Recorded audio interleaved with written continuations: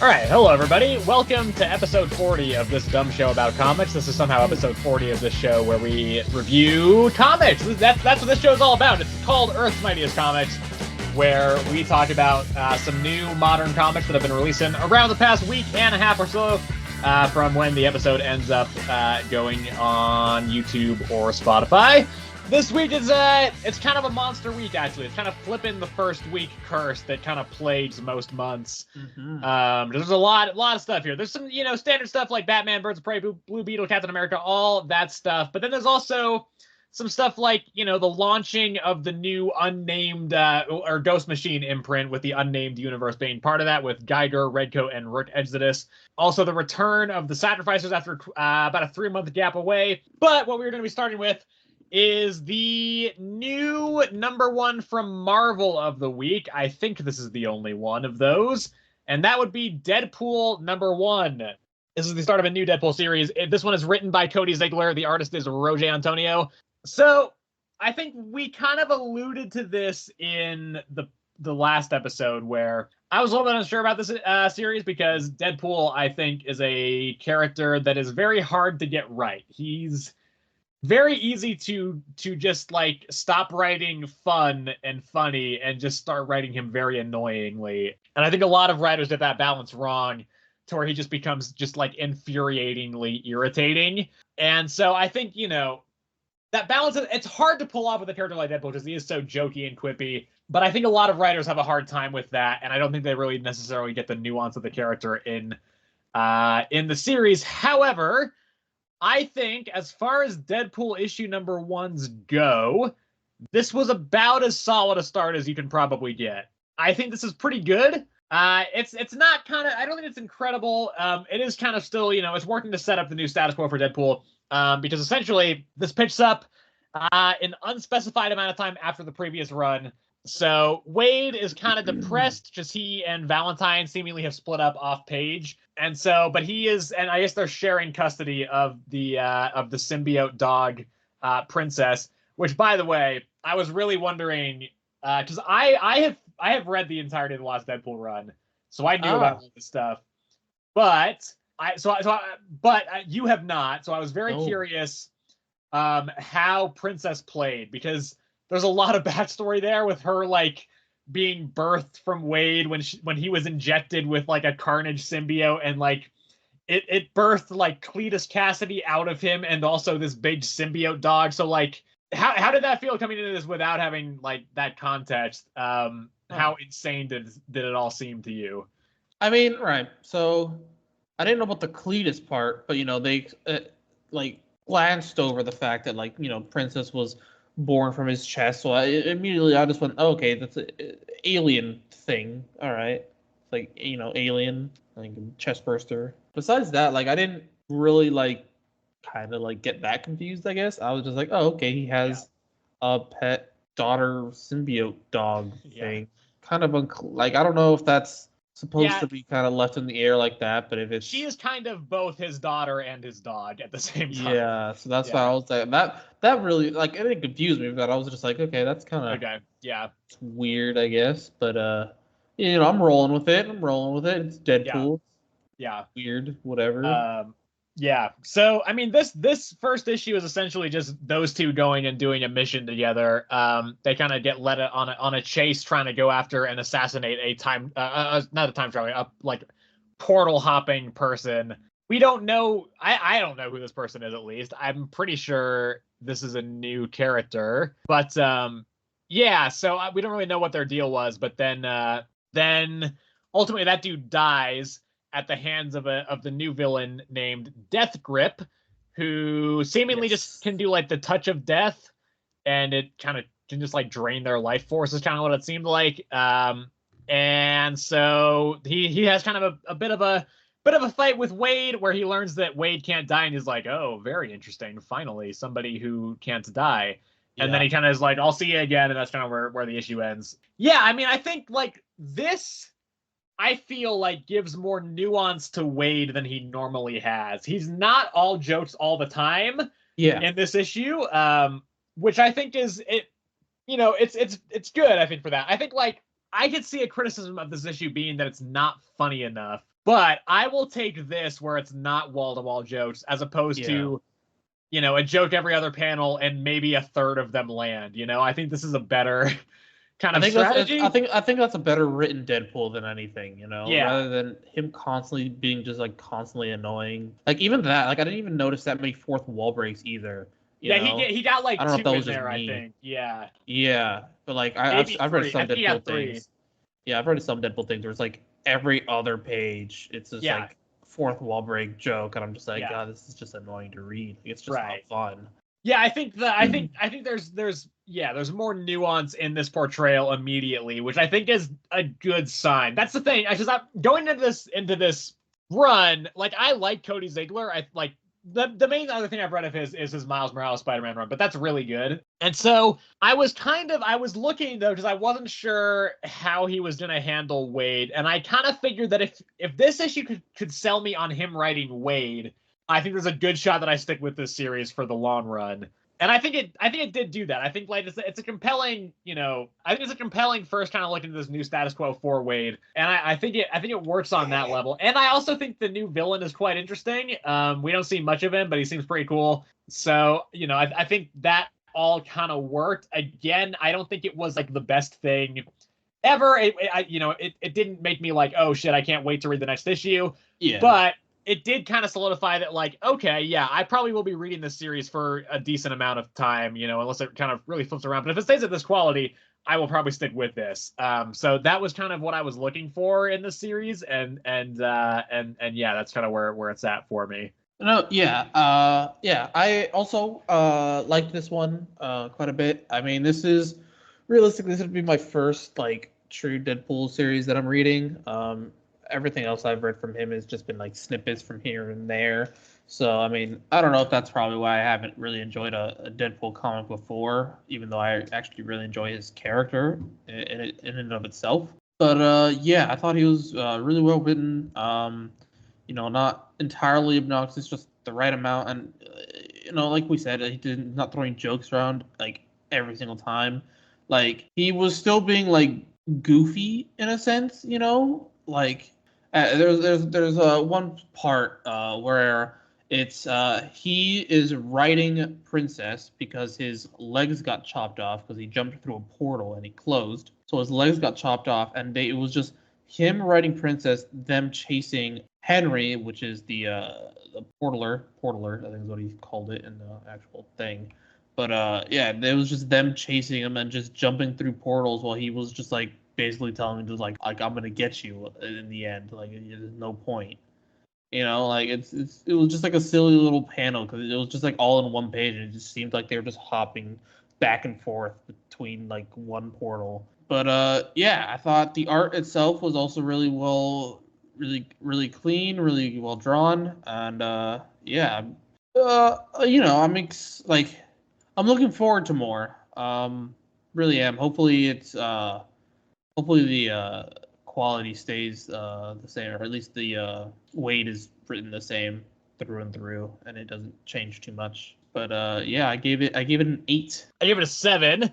I did think about putting this at an 8, but ultimately I was like, yeah, let's wait and see. That's I think my thoughts on this entire run are kind of going to depend on how it on how it continues to unfold going forward. And so I think I think 7 is kind of where I want to keep it for now. All right. Well, moving right along is we're gonna go with X-Men, or not X-Men, Avengers. Okay. Yes, it's Avengers. Close enough this week, I guess. Yeah. Yeah. Avengers number 12. Yeah, I have decided I've opted to drop this for now because, again, I've mentioned this many times before, but I am actually reading through all the X-Men stuff, so I'm going to hold off until I am up to date on that before I jump back on this one. So yeah, it is just Yeah. So me having not read any of the X-Men stuff, got thrown into this. So here we go.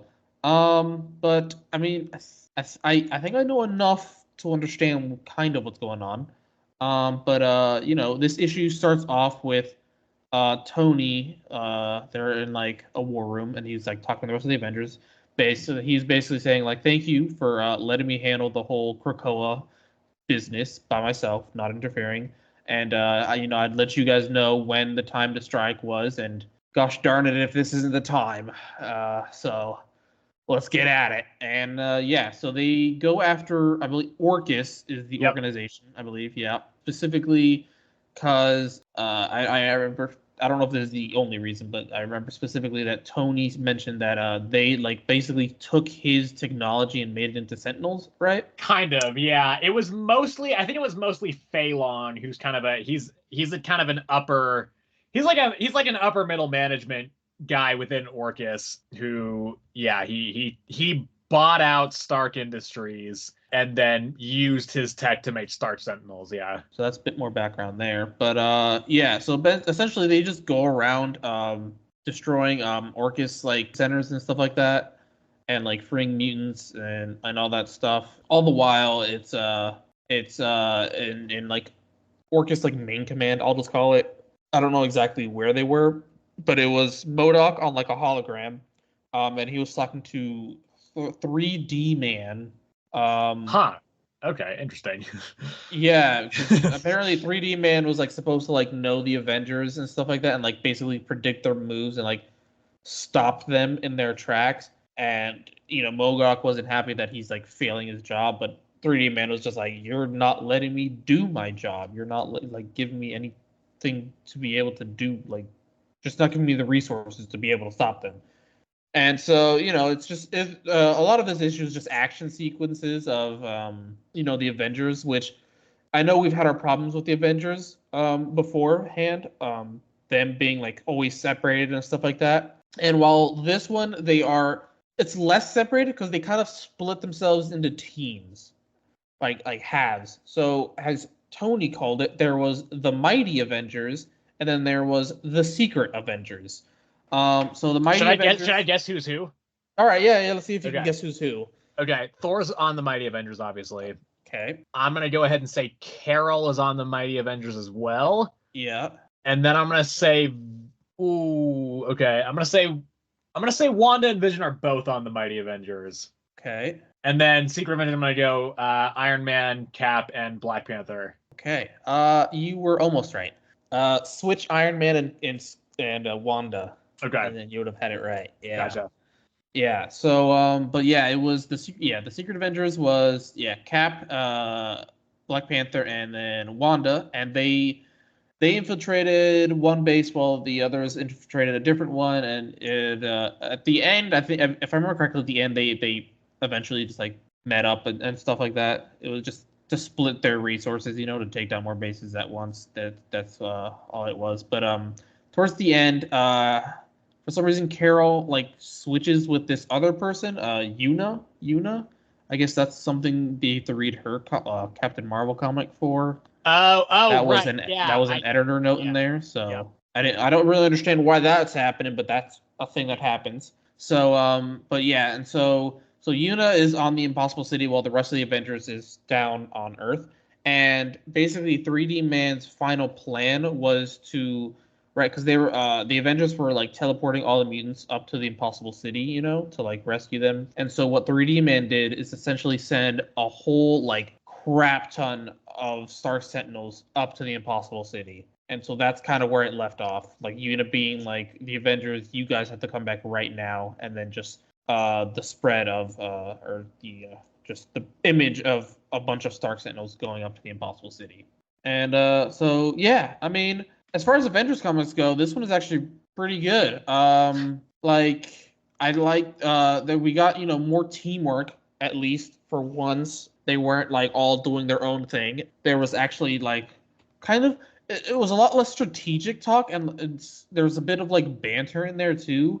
Like when Tony calls the Secret Avengers, like Black Panther's like supposed to be hiding in a corner, and then all of a sudden you just see like the words like appear like "Don't call Secret Avengers," and like Orcus just like some Orcus members turn around and it's just him in a like dark corner, just like with his arms crossed, and you're just like, oh hey, yeah, he's there, and it's just it was well drawn, all that stuff, but it's like I said, this one was it was a lot of action based, this issue, which I am never opposed to, as long as it's well drawn and actually moves kind of forward in the story, which this did. It explained what they were doing very well, and I understood why it was very action heavy because they were trying to move at a very fast pace. They were basically doing like strike hard, strike fast type tactic, and it was working. But yeah, I enjoyed this one. It was pretty good, I thought,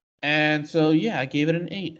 All right. Well, I'm going to move on to Vengeance of the Moon Knight here. Written by Jed MacKay. The artist is Alessandro Capuccio. So this is the issue where we get the reveal of who the new Moon Knight is. And spoiler alert for that, because that's essentially all I'm going to talk about in this issue. I think it's essentially the only notable thing that happens here. Because the rest of it is like just kind of Hunter's Moon in his therapy session, kind of leading up to and just killing time until they get to the reveal of the new Moon Knight. So, spoiler again, if you have not read this yet, which you probably have if you care about it, but yeah, I will just leave that spoiler right there. There'll be time if you want to skip to a future one. But turns out the new Moon Knight is the Shroud. The Shroud. Yeah. Do you know who the Shroud is? For some reason, he sounds familiar, but I doubt it. Yeah, so I barely know who the Shroud is. When I saw him, I was like, Jesus, that was not the direction I was expecting this to take. I think most people expected it to be Zodiac. That would have made sense from the color scheme on the costume design. I think that was kind of the most, that was the most sensible prediction. I'm glad it wasn't that. I've said this before. I just think that wouldn't have been the most interesting angle to take. I think there was another fairly prevalent theory that it was going to be like just another, like, it was still going to be Mark, but the resurrection had gone really wrong. I kind of would have liked that. I think that would have been kind of interesting, but at the same time, it's like, well, it's not really a new Moon Knight. I understand how that would kind of feel like maybe it was cheating a little bit. And then the other kind of theory, which to be fair, this theory got dismissed pretty fast, I think, but was that it was going to be 8-Ball. I would have loved it. I've talked about this before. I would have loved it if it was 8-Ball. And there was actually a split second here where I thought it was going to be 8-Ball. Because it's Tigra and Hunter's Moon that are there in the final the competition with him at the end. And there's a point where the new Moon Knight is like, I don't want to hurt you, Tigra. And there was a split second where I was like, oh shit, it's 8-Ball. They're doing it. It's 8-Ball. And then they pulled it off and it's the Shroud. I was like, who the fuck is this? So yeah, so I'm kind of mixed about this. On the one hand, I think as a like immediate kind of gut reaction to that reveal, it does feel a little bit disappointing because it's so weird and random and out of left field. It's like, what the fuck? And he's not like a big character. Like the Shroud is probably best known for a stint on the West Coast Avengers. And I am going to take a guess and say that some of the listeners to the show did not even know that the West Coast Avengers was a real thing. Yeah, so, I didn't know it was a real thing. I know we have some listeners who don't read comics. So like there's a team called the West Coast Avengers and they're like the B-grade Avengers. And this guy had a stint on the West Coast Avengers. And I think that's kind of what he's best known for. He was a teammate with Tigra on that team. And so, yeah. So that on the one hand, I do see, like, I can understand some disappointment in the reaction there. I certainly felt that a little bit. Because it is so out of left field and strange, it does make me think that, like, there's a real specific plan here that Jed MacKay has.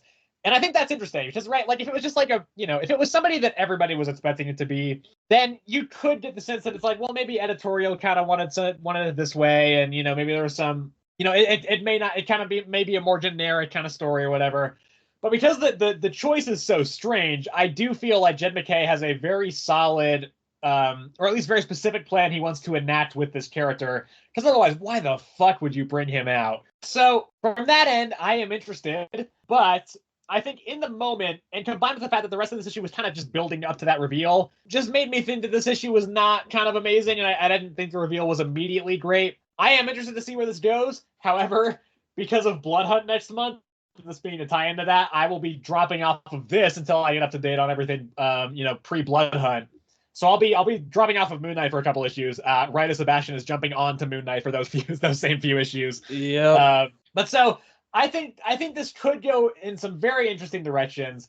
I just think immediately it's a little bit underwhelming. So I gave this one a 7. Ultimately, it's not bad. I think it's still pretty serviceable, pretty decent. Jed MacKay's a good writer, so I think it at least works. But I do think, yeah, the somewhat underwhelming nature of the reveal, as well as the entire issue being built up to that in a way that I didn't find particularly compelling, just means that I don't think I can give it more than a 7. All right, we're gonna move on here, and we're gonna talk about Captain America #8.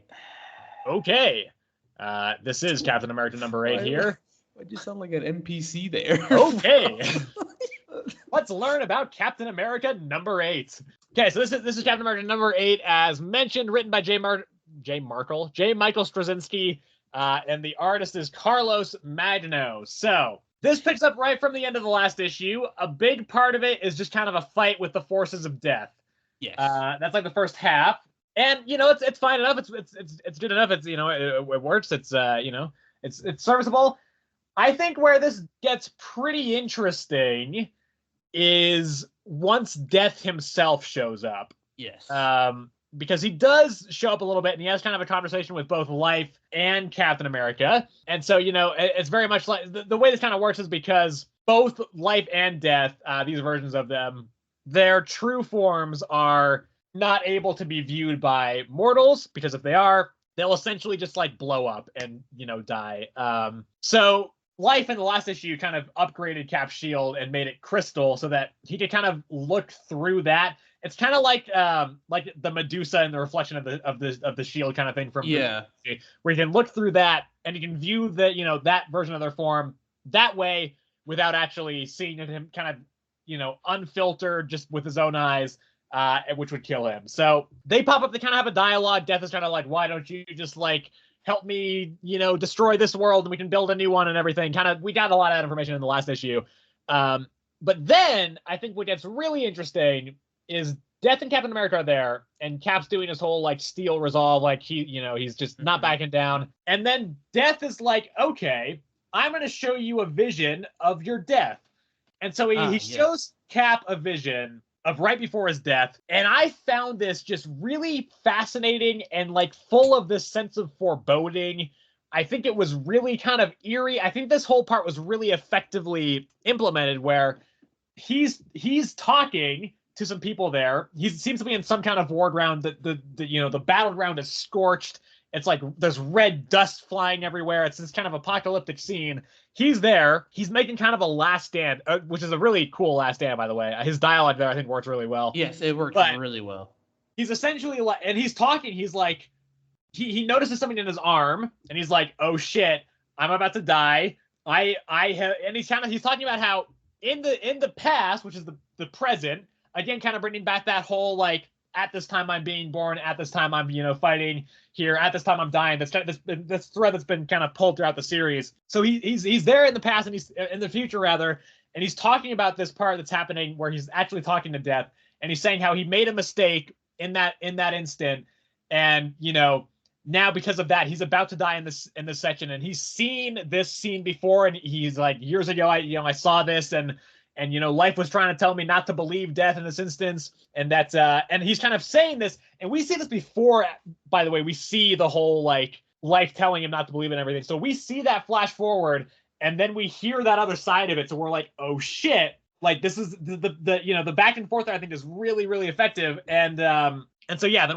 we cut back after he essentially sends everybody off. He's like, I'll hold them off, and then we cut back to the present where he gets a glimpse of Death. Death essentially tricks him by like being like, hey, Life, why don't you like do your true form now, and then so Steve turns to look at her, and in so doing just sees a tiny glimpse off the edge of the shield of Death, and it like completely like just fucks his arm. And so there's a bit more of a fight. Death ends up leaving. They go back into the front door cabaret. There's somebody dead on the ground. Life is able to heal that person, but as a result of that, Steve's wound on his arm will not be able to be fully healed, and that's a wound that will very much kill him if not treated. So she's able to kind of pause the damage, it seems, and kind of heal it, but like not permanently. Maybe it seems like kind of gonna come back. She said something weird where she's like, "This will be healed for the rest of your life, but not until the end of your life." Not to the end of your life. Yeah. So there's kind of that sense of foreboding in the future, and then she's like, "Okay, go find these change agents, bring them back, and then we can kind of keep this up and running." And I think it's a really good showcase of Steve's character in this issue. There is still some kind of cheesy dialogue that I don't think works, but on the whole, I think this is a better portrayal of his character than we've gotten from the present version of this story. Not flashback stuff, I'll say. And that whole conversation between Death, Life, and Steve, and the flash forward, I think it was all really interesting, and I think it was all just really effective in how it was portrayed. Just this creepy, eerie sense of foreboding throughout the whole thing that I think was really, really effective. And so This is my favorite issue of the series. I think it was very solid, like a legitimately good issue. As I was talking about it, I was actually like, shit, I think I might like this even more than I realized initially. I just think there's some interesting parallels there, and I think it worked much better than it has up to this point. I think I entirely agree. I do definitely agree. I believe, based off my ratings at least too, that this is so far my favorite issue of the series. It only took 6 bad issues to get there. 7. Well, 7. You gave 7 a 7. I did give 7 a 7. Yeah, 7 was okay. 7 was a decent issue. 7 was decent enough. But no, yeah, I really like this one. You know, like you said, it starts off with just big action sequence. Whatever. I liked the comment he made about being like, I'm not like the strongest person anymore, which I feel like people's mind, when they think of Captain America, he's like, oh, okay, like the strongest Avenger, stuff like that, like. I don't think anybody thinks that. Thor exists. In general, right. So, Thor and Hulk. Yes. But when they think of like Cap, they think of like nobody really can like beat him, I feel like. He's always been like, it's like super uber powerful like dude, But even he knows that like there's so many people that's stronger than him, like even as life. But in this one specifically, he was like, Spider-Man, is stronger than me, but even if I let go, I could still punch someone's spine out the other side of their like back, or no, their rib cage out the other side of their back and stuff like that. And I'm just like, Jesus.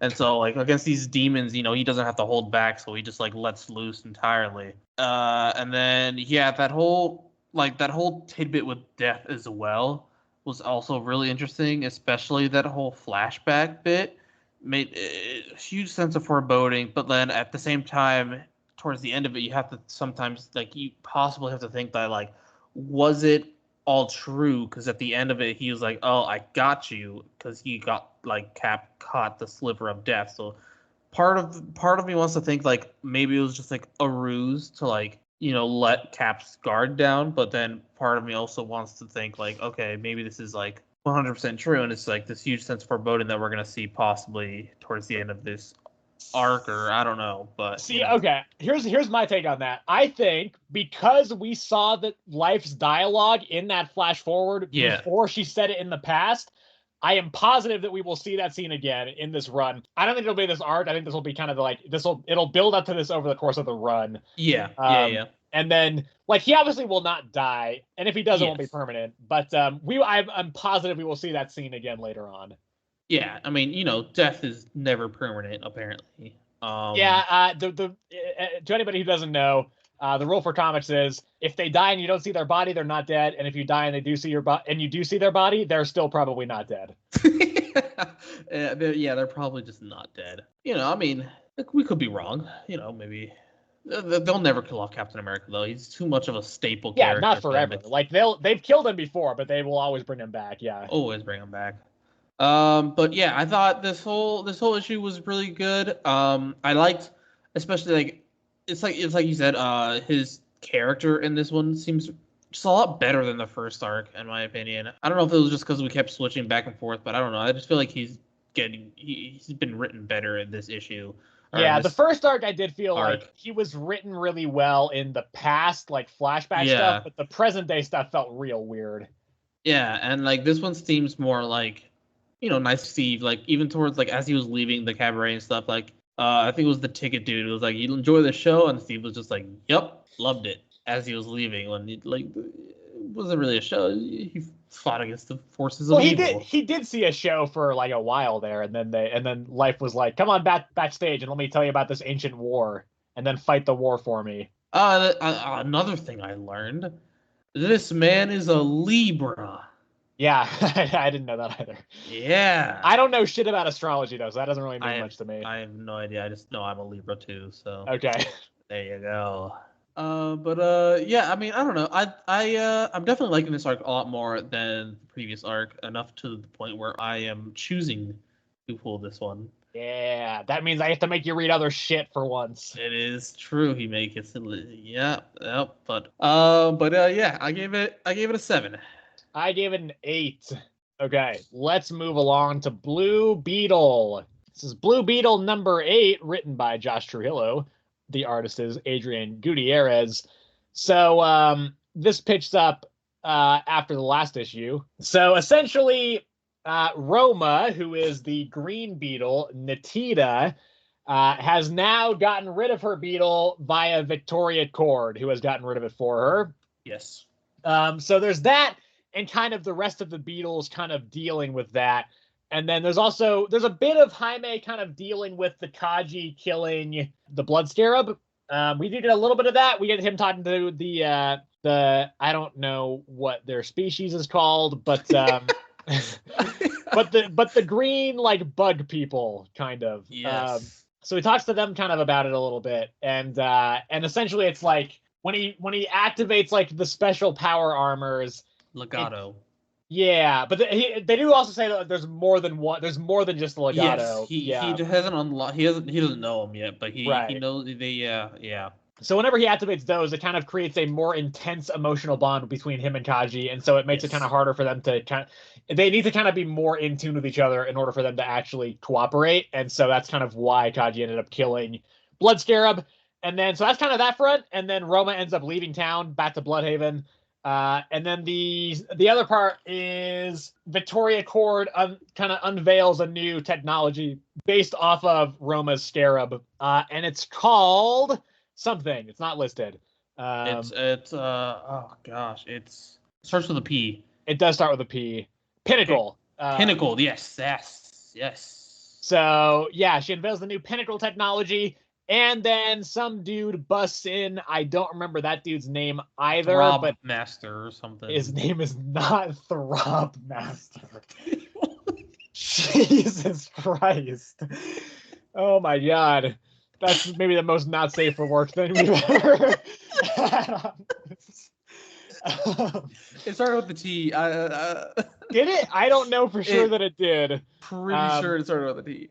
But whoever it is, he's the kid of another, like, it's kind of a legacy superhero. Yeah. Or super character. And so that dude is pissed at the Cords for some reason. I don't remember what it is. So he busts in to kind of like be like, I'm going to kill you, Victoria Cord. And then Pinnacle kind of activates and cuts his arm off. Yes. He cuts Throb Master's. It was I found his name. What is it? It's Overthrow. Good Lord. You gotta just stop confidently saying names to characters you don't know the name of. I swore it was with a T. We had Theo, we had Anna last issue, which we still don't know, or last episode, which we still don't know whether or not that's actually that character's name. Anyway, Throb Master's arm gets cut off. Stop saying Throb. This is your fucking fault, man. I would not have thought of that if you hadn't said it. Overthrow gets his arm cut off. Yeah, so, and that's where the issue ends, and Jaime is there because he got invited by Victoria Cord as kind of like a power play. I will say, there's a lot going on in this issue, but I think they balance it pretty well. Yes. It never feels kind of like it's throwing too much at you or that it's jumping between things too quickly. And bonus points for getting me to remember Roma's name, because before this issue, I had no idea who the fuck any of these other Beatles were. And so...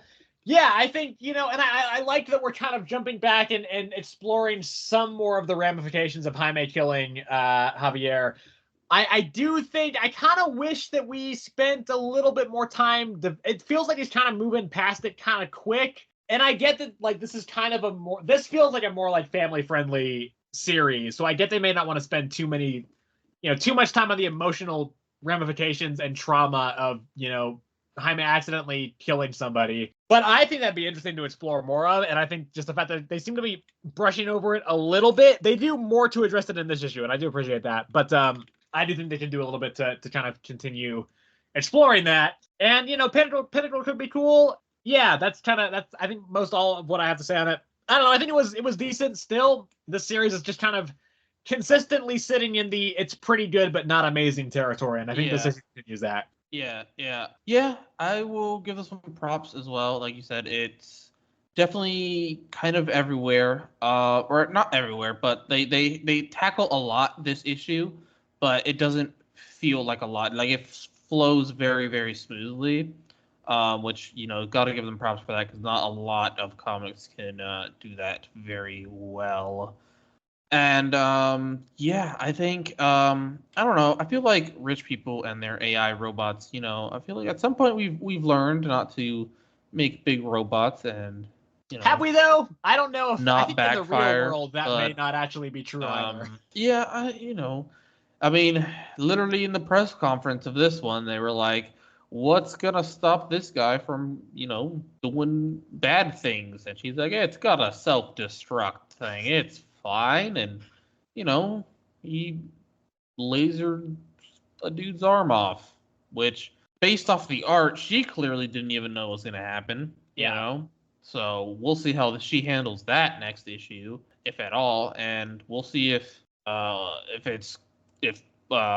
is gonna go against him, or because I assume because it's not like he went against her wishes either. She just it was interpreted bad. I'll just say. So we'll see if if she sells Pinnacle to stop Blue Beetle or what. But because I don't see the robot really acting out like that. Yeah, I don't know. Like you said, it's good. It's not great. Blue Beetle's been, like you said, sitting in that hole.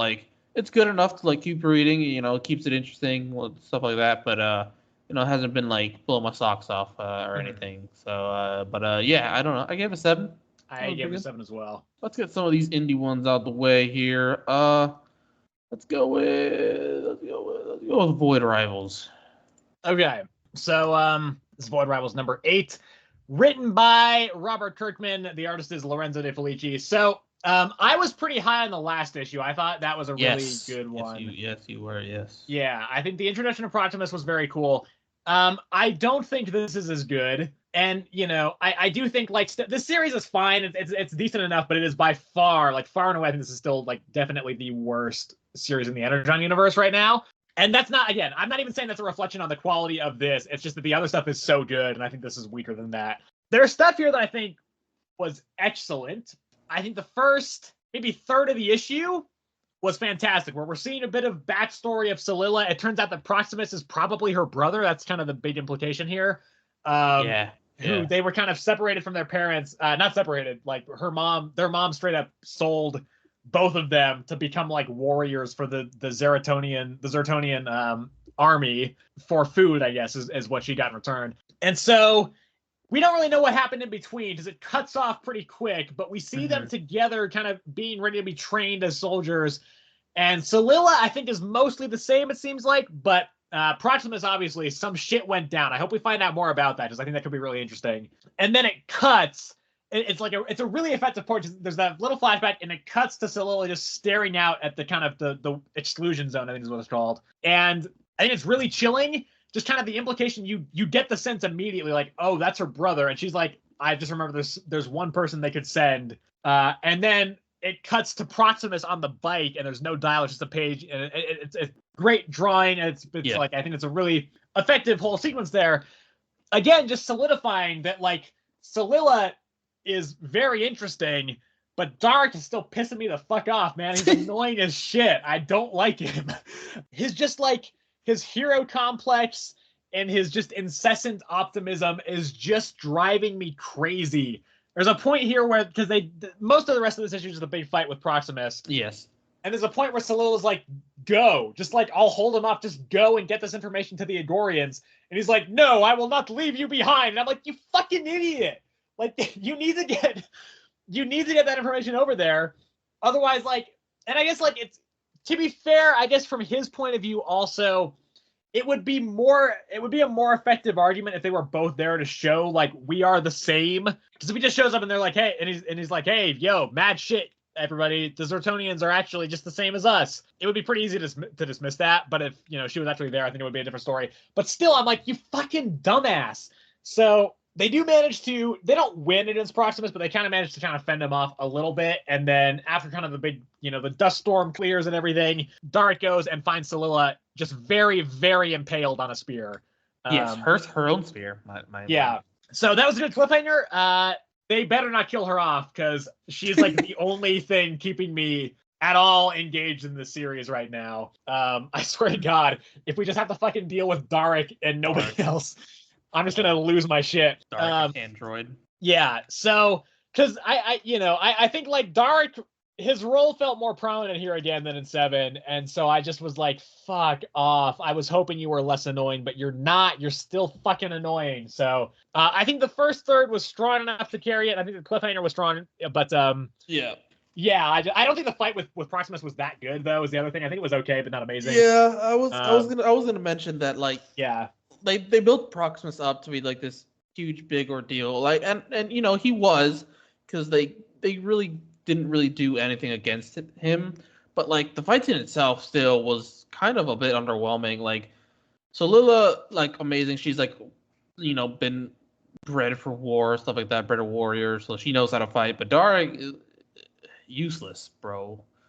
You shoot some bullets that literally don't even like scratch Proximus's armor. So it's like, why is he there?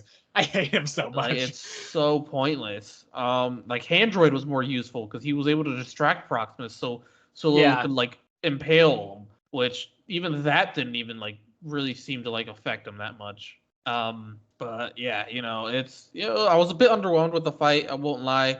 But you know, story wise, I like how we're actually getting a bit more backstory into their past, because I think, if I remember correctly, last issue was Darek's, a bit of Dark's backstory. Little bit, yeah. And then this one we got a little bit of Solila's.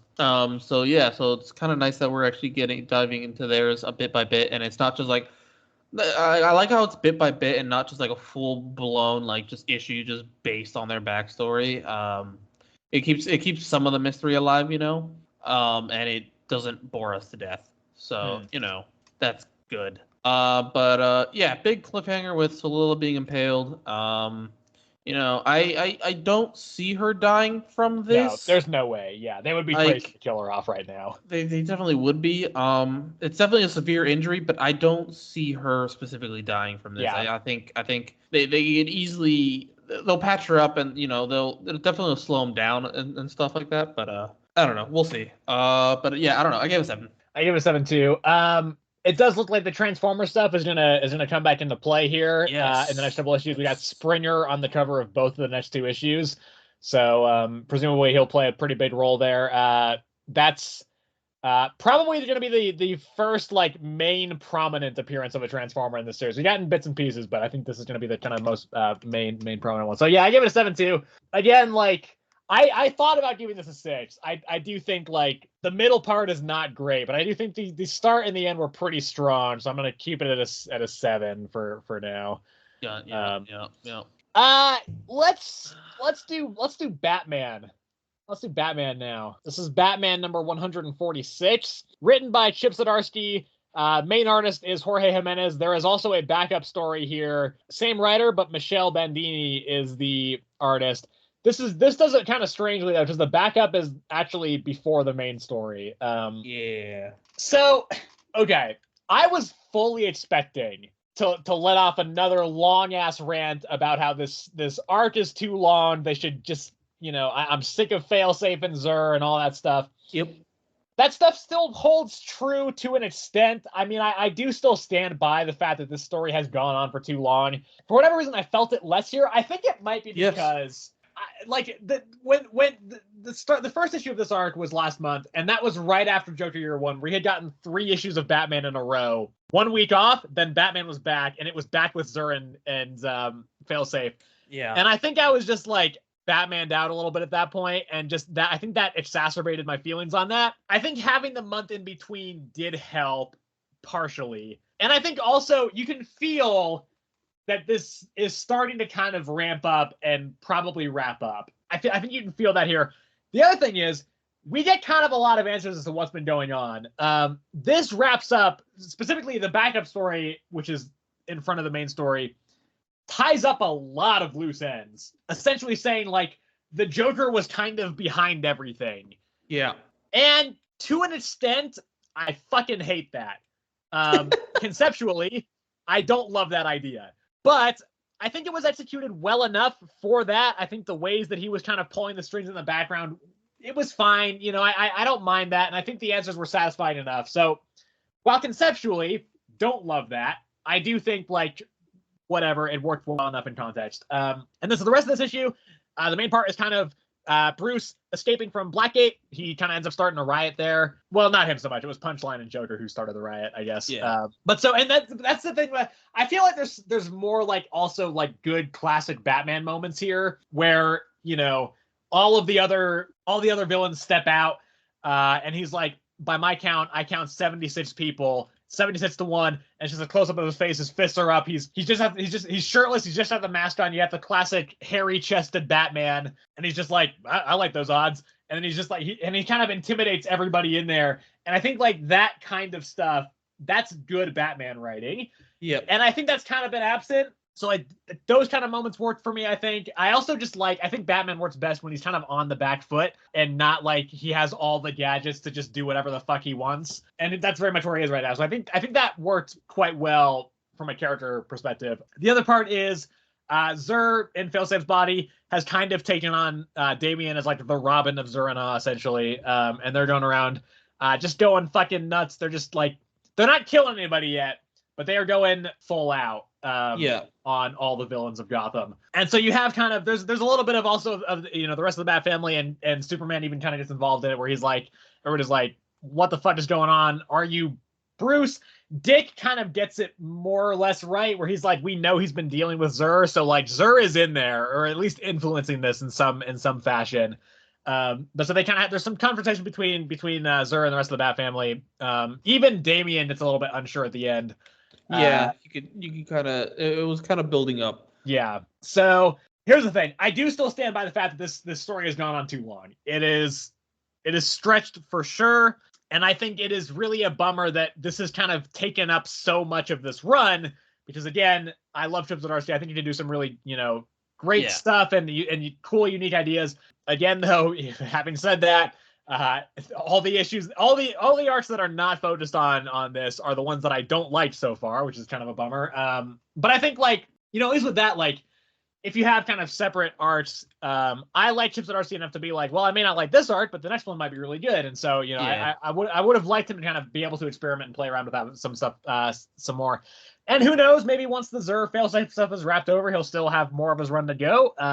But it does kind of feel like a lot of the elements are kind of being tied up here. So I don't know. I don't think it's confirmed whether or not he's staying, but I'm kind of getting the feeling that his run might be wrapping up entirely soon, which I think would be a bummer. But regardless of that, I do think this issue on its own merits was pretty good. As I've been saying with a lot of these Zur failsafe stuff, I do think it's a good enough story. I just have some problems with the structuring of it, but again, I didn't feel it quite as much here, so I ended up liking this one a decent bit. Yeah, I don't. I'm on one to agree with you on the whole failsafe Zur-En-Awe thing. It's going on for a while, to the point where I'm just like, I don't even know when it's gonna end. And I do know when it's gonna end. There's 2 more issues of it. Oh, yeah. Oh, okay, damn. All right. Yeah. Never mind. Anyway, it was like last issue. Like I felt burned out, but for some reason this issue it didn't feel a whole lot like, because the previous ones have just always felt the same. Like Bruce in his mind talking to Zur, and then looks like, well, the physical body in the real world is just like kind of trying to trick failsafe because he knows he can't beat it or whatever and stuff. But this one, it's not exactly like that, but it's pretty similar in the sense that like now that Zur and failsafe are like one and the same, it's like Bruce kind of just has to figure out how to outsmart Zur, which is basically himself. And the way he does this is by just going to his mind and being like, since Zur is me, I am Zur, and I basically have access to his memories as well. So I know I should know of a way to stop failsafe through these memories. And the difference here is he couldn't do that before because Zur was still in his mind blocking him from doing it, but now that Zur's in failsafe, he's able to access it. Yeah, exactly. So like I said, it's like pretty much the same, but it's different. And so I think that helped it, like it kind of helped refresh it a bit, like keep us entertained, like not entertained, but like engaged, I guess I could say, rather than just it constantly just being another just same old. And the whole Joker being behind it the entire time, Well, that's partially true. He was being led on by, what is it, Capriccio, I think is his name. Captio, Daniel Captio. Well, I'm gonna call him Capriccio. Not again. I was close this time though. You were closer. It's better than Throbmaster. Yeah, well, okay, Captio. He was kind of leading Joker on a bit too, as well. And then what else? Yeah, the whole Bat family thing. I'm at that point again where I'm confused. Because Batman and Robin is still supposedly taking place. I think you just need to ignore that. To be honest, at this point, I think at this point, yeah. I'm just like assuming that's like just a whole separate. Yeah, like, pretend it's in a different universe because the timelines don't line up at all. Exactly. Yeah. At this point, well, not even that they don't even like line up like that. Fine, whatever. For me, it's just the fact that like Damien is just acting so much differently from that one as well. And I'm just like, bro, they're trying to write this Damien, and then they have completely do a 180, and it's just now this other Damien. I feel like, and I'm just like, it's not lining up for me at all. But I that's kind of how I was going about it at this point. Just being like, okay, this is just Batman and Robin is just, I'm assuming it's just going to take place in an entirely separate universe. Just whatever. It doesn't, but I'm just kind of how I'm going to go about it at this point, because they're just completely changing his character. I just didn't understand. And then, Stephanie was the only one of the Bat family to like actually approach them. And then Superman himself even came down and was like, "Are you Bruce? Like, they told me you died. What happened?" He's like, "Yeah, I died. Or no, I didn't die. Gosh. No, I solved the one problem that I've never been able to solve, which was my aging body," is what I think he says. Something like that. Something along those lines, essentially. And so, yeah, it's like, yes, it's me, just, better. And, I don't know. Apparently that was always the plan. I don't know if Superman truly believed it, but again, we'll see. And yeah, pretty much it. Mm-hmm. Yeah, I don't know. 7. I give it an 8. There you go. Well, you rated it higher than me. I didn't know. I'm not gonna lie. I'm not expecting that. Yeah, I did. Let's continue the DC train. All right, that would be Birds of Prey. This is the only other DC book we got left for the week. This is written by Kelly Thompson. There are 2 artists credited, David Lopez and Javier Pina. I think Javier Pina is the main artist, and I'm going to assume that David Lopez was the inker. So this kind of concludes the 2-part mini arc that was kind of transitioning between the first one and the second one. Yes. And it's the Birds of Prey. They're at a fashion show, not just at a fashion show. They are in a fashion show from Vixen's line of clothes, and just kind of investigating because they're like, something's weird with the clothes. People are like going and possessing, and like they're being possessed and doing heists. They don't remember when they're wearing them. So it's kind of just that, and then it kind of all goes to shit. Some beefcakes show up. Yeah, and they're all clones or something. They all looked very similar, yes. Yeah, I think they mentioned they're clones, and there's a big kind of a brawl fight scene there. And then it ends with they clean that up. They realize it was actually a trap for the birds the whole time. Barbara Gordon goes there, she shows up, and then she gets dragged through a portal. And then the rest of the birds go through after her. Even though Dinah's like, I'm going after her. Nobody follow me, and then they all follow her. Which, by the way, I don't know if you noticed this, Sebastian. I almost didn't notice this myself. But in that last page where all the birds are following her through the portal, if you look on the ground, there's a reflection of an inverted skull, which is very interesting. I think, like, from a visual standpoint, that's a good way to just be like, oh shit, there's some foreboding stuff in there. But so I thought this was really fun. I just think this issue is fucking funny. I was laughing a lot in this issue. Yeah. I think Sin is really funny in this. I think she's kind of the MVP. She's pretending to be like a caterer, and she's going and she's kind of interacting with some people. There's like an undercover detective there that she has some kind of fun interactions with. She's kind of also having fun back and forth with Megara, who's possessed her, kind of. And like, I had never had any opinion on this character before this issue, but I think she's really funny here. There's also just like, there's a very funny part where the fight breaks out, and Barda thinks that the birds' clothes are also like mind controlled. And there's a point where like she's still wearing the clothes on one panel, and then the next page she's just completely naked, and Diana's like, Barda, where the fuck did your clothes go? And she's like, I thought they were mind controlled. And they have to do some very creative censoring in this issue, but that one they just don't, and they just have a picture of Barda's face over her ass. It's very funny, I thought. Just kind of like goofy, kind of slapstick-ish kind of fight thing. There's a lot of double-page spreads. I think the art looks decent for the most part. I don't think I like it as much as I liked it in the last issue, but I still think it works well enough. And yeah, I don't think there's a lot to say on this, but I just think it's a very fun issue. I think the series continues to be very fun when it is good. Again, I think it's kind of inconsistent, but this is what I would say is the third very solid issue in a row, so I'm kind of back to being fully on board with this. I also think it sets up some interesting stuff for the future. I like where it's going with Batgirl kind of being captured, and that's been building up for a little bit, so I think it could be interesting to kind of see what's going on with that and why they're so kind of focused on her. And so I think it's a really it's a fun, pretty good fun issue, and I had fun reading this one. I think this is the one I laughed the most at this week. No, this one was definitely enjoyable. The whole the whole sin bit. The one that really stuck for me was when she was like 10-4, and then the guests were like, "What?" And she's like, "Oh, that was Redwood Vine. It's 10-4, and they were just like, "Oh yeah, I've heard of this one." Yeah, and it's just like, bro, what? She pulled that out of her ass, bro. Like, damn. And then the whole superhero code name talk she had with the detective, I thought was really pretty funny as well. Yeah. And then the whole Barda, I was like thrown aback. I was just like, bro, what? I thought I missed a page somewhere where she was shown taking off her clothes. And I was literally she was closed, and then all of a sudden it was just gone. I think that makes it funnier though. Yeah. No, it definitely did. Yeah. I was just taken. I was just like, oh, and it was just I found it funny that the entire fight scene she was just completely naked, and then even towards the end, Dinah had to be like, Barda, can you please put clothes on?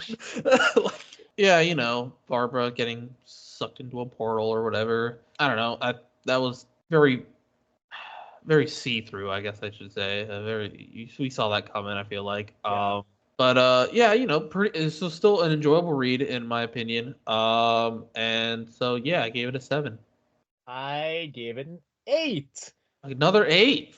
This is I think the third 8 I've given this series in a row. So yeah, there you go. Yeah, we're gonna go with the one hand here. Okay, this is the one hand number 3, written by Ron V. The artist is Lawrence Campbell. Okay, I don't think this is as good as the previous issue. I also don't think this is as good as the past couple issues of the Six Fingers. There's some stuff I did like in it.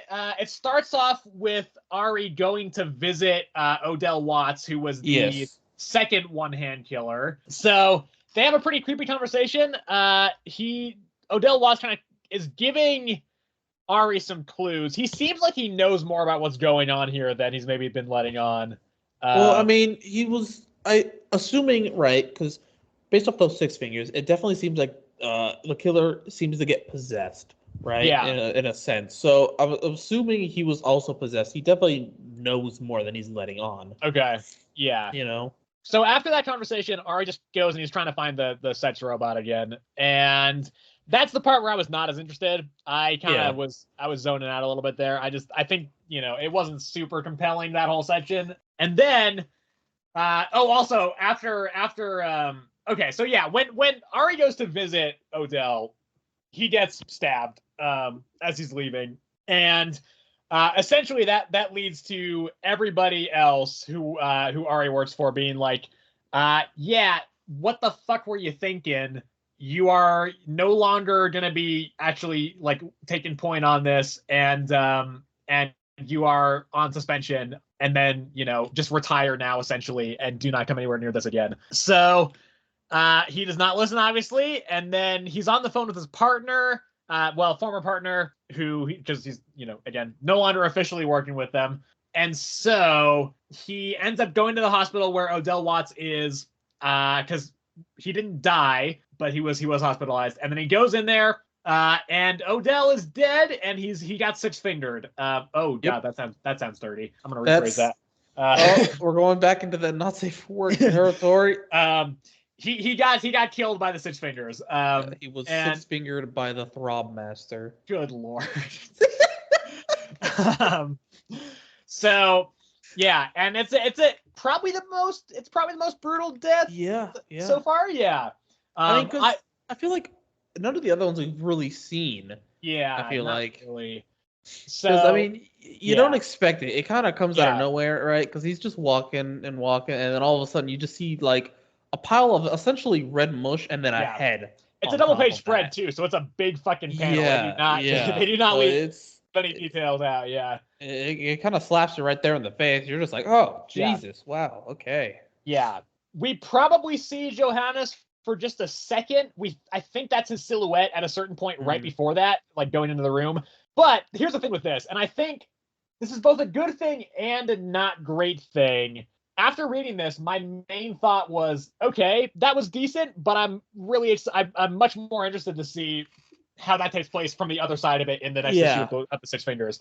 I think that does keep things interesting. It's like, well, okay, that's a little bit of a tease. We'll get to see how that plays out, in the next issue, and I think that's interesting. But at the same time, I think then it does also kind of negate the impact of this issue a little bit, because it's like I'm just kind of more excited to see how that unfolded in the other series. Yeah.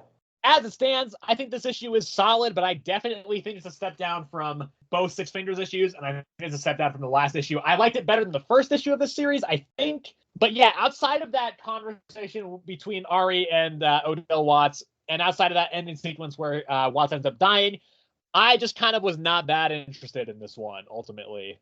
Yeah, I think the thing that just really uninterests me is that whole prostitute robot ordeal that seems to be in every issue, when on the off, like in between when he's actually deciding to look for the killer.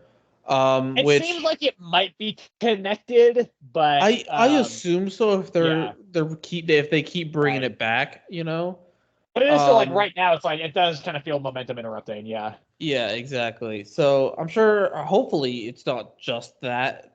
It's not just that the entire time, just some random ass like side story thing that they decide to keep throwing in there, and it's actually hopefully connected towards the end. But for me, that's kind of what makes Six Fingers more interesting for me. It's just the fact that like it's really revealing a lot more of what's actually going on, and there hasn't really been like some weird side story that just completely like cuts the whole like feel for the actual issue. So yeah, that's mostly for me why I've been more excited for the Six Fingers. It just feels more consistent. Yeah, I don't know. I think this one was fine. The beginning was good, and then same with the ending. It's just that whole middle section. It's just not it. I could really not care about him finding a sex robot. I think I'm gonna give it a 6. Yeah, I have been kind of leaning that way. I have it at a 7, but I think I kind of agree. I think I might want to drop it to a 6. So I'm gonna go ahead and give it a 6 as well. Yeah. Let's talk about The Last Mermaid. Okay. So did you read both issues? I did. Okay. So I'm gonna talk about The Last Mermaid number 2 here. We both will. It's written and drawn. I think pretty much everything by Derek Kirk Kim. So I just gotta say, they gotta stop doing cliffhangers where Lottie's about to die or is maybe dead. They've done this twice. I think so. This is essentially after the cliffhanger of the last issue where the mermaid and Lottie, the axolotl, they got their suit busted and they were about to die from lack of air, lack of water. And but so they managed to resolve that. They found an underwater cave, underground cave full of water. And so it kind of most of the issue was just kind of them exploring it, kind of hanging out, getting a little bit of a break, and then the mermaid fixing their suit. There's a point where the mermaid's like, yeah, maybe we should just stay here. This is a pretty nice area. And then Lottie is eating what Lottie thinks is some worms, but it turns out it's a fucking big monster. I don't think Lottie is dead. No. That being said, I'm not. It's upsetting to continuously throw these. Even though I know that Lottie's probably fine, it's still like, come on, man, why you gotta do that? So that's kind of the issue. I might have liked it more than the first one. I think it's pretty good. It's a very simple story, but I think the simplicity works because the characters work. And, I want see the characters, succeed in the situation. I also want to know more about like what even their quest is, and kind of what the elements of this other, the other elements of this world are. I think the simple just focus on the characters has been really effective so far and it's worked really well. So what to say on this is there's not really a lot of story here, but I think it's been really effective in what is there, effective use of dialogue. Yeah, very solid. I think it's just it's a good little nice kind of cozy series, except for the fact that they keep putting the axolotl in danger. But other than that, I think it's a very kind of chill, good vibe story. Yeah, it's like you said, yeah, it's very chill, it's good. I think I definitely like the second one better than the first one. To be honest, I didn't really like that first one that much. I didn't think it was that everything. No, it was just I felt like the cliffhanger was just like super unnecessary in that one. Like it felt kind of just like very abrupt and just like not natural in a sense, I guess you could say. Whereas this one felt more like deserving, I guess I should say. I don't really know how. Yeah, I don't know, but I definitely did enjoy the second one a bit more than the first one. I think Lottie is my favorite character, and if they kill it off, and it's gonna be an automatic dropping for me, and I will never read. I think so too. Yeah. Again. Yeah. I am definitely curious about the whole what this world is about thing, and why exactly she I don't know if her quest is just like essentially find a home, right? Because if she is on a quest, then her being like, "Hey, we could just stay here, Lottie," like that's kind of counterintuitive. So I'm assuming it's just to like find a home, which doesn't seem to be it seems to be a difficult quest considering they almost died trying to find water in the first issue, and in this one, this water is inhabited by this giant monster thing. And we haven't seen the one character that got foreshadowed in the first issue yet. That appears to become the next issue. Yeah, I assume it's the next based issue. on the cover, I would say. Based off the cover. I don't know. We'll see. Clearly she understands the technology behind her suit. I don't know if she's the one that designed it or if she just understands it. But she is the Last Mermaid. I don't know. I gave it a 7. I gave it an 8. There you go. All right, let's go with. All right, let's do it. Let's go with Immortal Thor. Okay. This is written by Al Ewing. Immortal Thor number 9, written by Al Ewing. The artist is Ibrahim Roberson. So I've got a big long rant about this issue as is becoming standard. Last week I did it with the about the Energon universe. I've done it for Immortal Thor before, so I'm gonna let Sebastian take the lead on this one. I'm gonna let you go first because I'm gonna save my rant for the end here. Okay. Well, what can I say about this one? It's it starts off with Thor crashing into the Minotaur's office. And basically the Minotaur complaining to Thor about like how expensive everything is essentially. I think it was the elevator doors were made of like real gold with like encrusted with like diamond or something like that.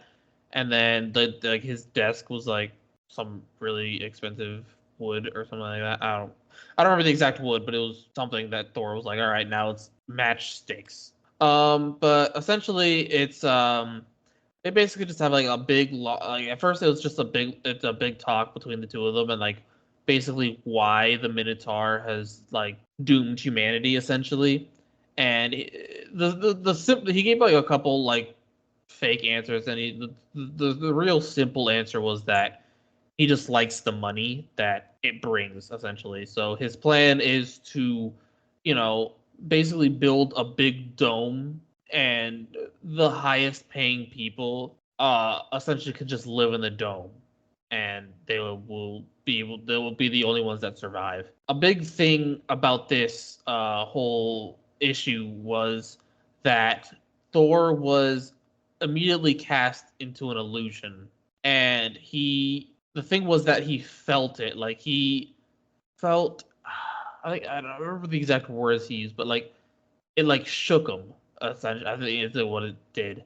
It like he was like it felt harder for him to do everything in these illusions, and obviously the illusions themselves were cast by Enchantress, and stuff like that. But the reason he felt weaker was because of the fact that, like, if I remember correctly, and I don't know if I'm going to explain this very well, but that fact that, like, since, Thor sold, like, his rights to, like, he basically sold his story to, like, somebody. So somebody's writing stories based off Thor's, like, real life adventures.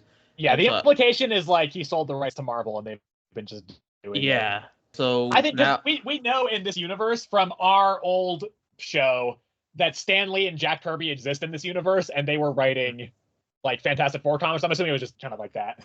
Yeah, so I guess Roxxon has now has the rights of Thor, and so with them, like, essentially writing the story now, it's like, and so many, and I remember and them distributing that story to so many, like, mortals on Earth, with Thor being there, even though he has, like, the Allfather's magic and stuff like that, with so many people, like, reading this and believing it not even, like, the Allfather magic can, like, protect Thor, and so that's why he, like, feels more sluggish. He feels, like, weaker. Like, his mind isn't as in tune and all this stuff. And so, like, Enchantress and oh my god, I'm forgetting his name. Scourge. Scourge, Yeah. yes, they are able to get the drop on him along with Minotaur, and so at the end of this issue, the Minotaur gives Thor the issue so he can read it through. And the Thor of that comic pops out, whose name, by the way, is Chad Hammer. Yes, that's right. We see his hammer at the very end. Mm-hmm. Yeah. Okay. So I kind of was iffy about it at first. Like, it's definitely different from what we have been getting from this Immortal Thor. And I understand that it's it's still in line with, like, the Utgard stuff technically, because the Minotaur has, like, brought upon, like, Gaia, Wrath of Gaia, stuff like that. So it's, like, still in line with that, but it definitely feels like distant from it at the same time, because it's never really like, it's brought up at the beginning, but, like, afterwards it's kind of just, like, seemingly less so, and it's more about Enchantress and Scourge getting revenge on Thor for basically things that he's, like, basically, from what I understanding, is, like, things he hasn't been there for. Like, for Enchantress, it was something about her, I think it was her children. I don't entirely remember. And then for Scourge, it was his death. I couldn't really get a read on that, though, because it seemed like Scourge was wanting to die for Thor again. Yeah, so and that's why he wants to get his weapons, because there's a prophecy that, like, whoever holds the weapons of Thor will be killed. Is that what that was? Okay. Yeah. I thought he was doing that because he didn't have his axe. No. Just remember that was why, like, when he found that out after the formation of the Thor Corps, he's like, shit, give me back Mjolnir. I don't want to put any of you in danger because there's that prophecy. I straight up don't even remember that. Okay. Yeah, no. All right. Well, okay. So that kind of not really makes things better. I'll be honest. Because the axe still, it's. I mean, Scourge makes the point of saying, like, the axe isn't enchanted with, like, Allfather magic, because Right. he can hold it. But yeah, okay. So I guess that was his plan, was to die again. So what was Enchantress's plan then? I don't know, man. That was, to be honest, that was not at all what I was focusing on in this issue. Okay. All right. Fair enough. I mean, I thought it was like I said, I thought it was all right. I didn't. It's definitely different from what we've gotten previously this series. I didn't overly hate it, but I'm not too sure how fond I am of this, like, I don't remember the word, like, this whole, like, comic thing going down, like, I don't like this whole comic thing. I'm not about it. There's a word for this and I'm just forgetting it. It's not, like, really, like, the fourth wall break type deal, but, like, very meta. There it is. That's the word. This whole meta, like, comic, like, it Thor's, like, basically everything in this 616 can just be controlled through, like, a comic thing, and I don't know if I'm too into that. But I don't know. We'll see. I mean, we're gonna get more of. Obviously, we're getting the next real. The next thing is the Roxxon Thor issue. Yeah. So I don't know. Maybe that comic's good. I've got some thoughts about that as well. Okay, you ready for this? Rant incoming. All right, rant Everybody incoming. get ready. Prepare your clocks. One of the trademarked Earth's Mightiest Comics rants here that are becoming more and more frequent. Yes. So here's the thing. I think this is genius. I think this issue is genius. I think it's incredible. Okay. And I cannot wait. Let me tell you, I can't wait to tell you why I think this is so genius. But to do that, I have to talk about capitalism. Now, I'm not here to talk about capitalism as a system or form of government. That's not what the show is about. Quite frankly, I will leave that up to people who are much smarter than me. But what I will talk about is how I think, unquestionably, capitalism is one of the worst things in relation to like art and creativity, right? I think it's very destructive because it then becomes not about making art or, you know, being creative. It becomes about fulfilling art as a business. And I think you lose a lot of like genuine creativity here, right? You see this a lot. This is like people talk about like corporatization of stuff like comics, right? Marvel and DC are these kind of big corporate companies where a lot of the stuff is kind of just, it feels like it's just kind of churned out to keep people engaged, to keep sales up, you know, and to just kind of keep people buying the product. You know, I think we see that with the fact that like the Spider-Man line is so huge, right? You have so much stuff that's kind of enmeshed in that.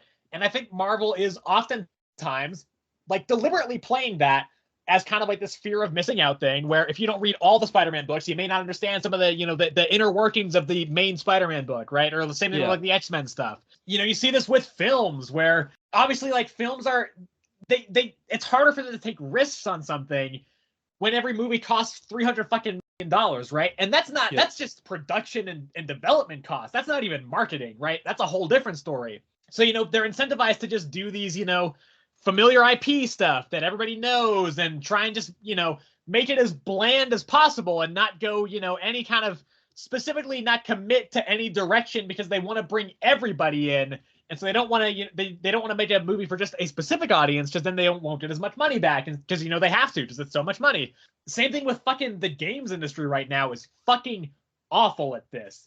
That is why so many people are being laid off right now in the games industry because, and this is where, again, I'm going to loop this back. This is where I think this is genius because the line specifically, Sebastian made reference to this, when the Minotaur is talking about why he's doing this, his exact words are, he goes through, he's kind of like, I can say it's about all, you know, my traumatic childhood and all this stuff, but the actual reason is I just like to watch the line go up. And that's what's happening in the games industry right now. Because the way this works, and I'm trying to kind of explain this coherently, because I think, here's the thing, I'm at the perfect point to have, like, I am the person that would have, like, that this has, like, maximum impact on, because I'm a video production major in college with a digital marketing minor. So I am, like, on both sides of this. I know both kind of sides of this deal, and I have been straight up told by my marketing professors that, like, this is what companies do. They if they know that they don't have like a major product shipping, right? Or kind of some major, you know, just kind of major stuff that would elevate revenue in the new year, the shareholders don't care, right? They just want to see that you made more money than the previous year. They want to see the line go up, right? And so if you're saying a game company, right, and you don't have any like major releases, or Sony and you don't have a console release this year, right? You don't have any of that. Well, then where does that money come from? That's why everybody's being laid off, right? Because the CEOs are just like laying off people to try and save money instead of like taking pay cuts for themselves. Because, you know, the line going up is also relating to them. They want to see their own, you know, personal like money line go up. And so that's, you know, it's affecting all art. And I think it's very destructive. And obviously, like, this is not true of everything. There are still like smaller indie movies that have a lot of genuine passion. There are big movies that have that as well. But generally, the willingness to take risk has reduced dramatically, and I think that's made for a just more bland art space in general. And people are noticing. Like you hear the criticism more and more of like, oh, all the movies are the same these days, everything, right? So that one aspect, immediately I was like, damn, that's super impactful. Like that, this is, and it's also like it's crazy because this isn't a fucking Marvel comic. Like of all the places to find this.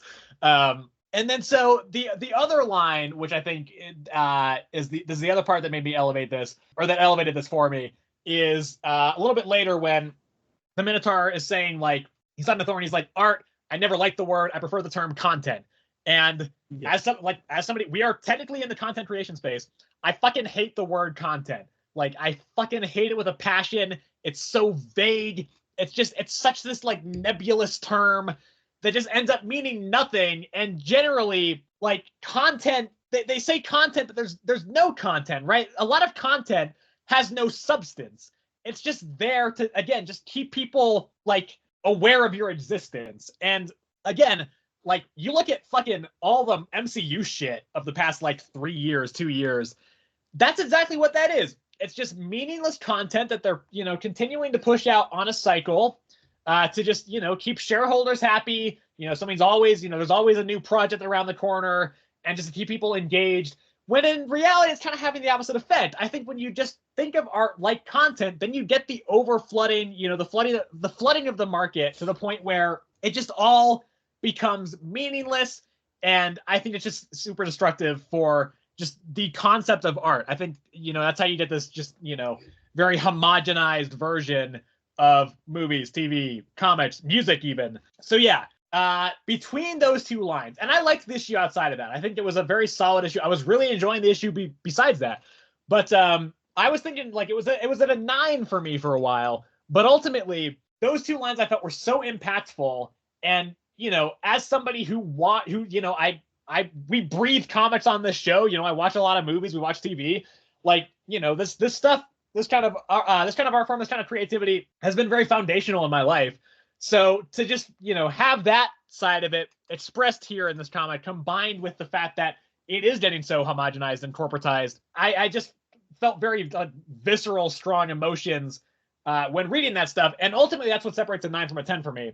I can love a comic and just have a really great time reading the comic, but it's those comics that make me feel those like visceral, strong emotions.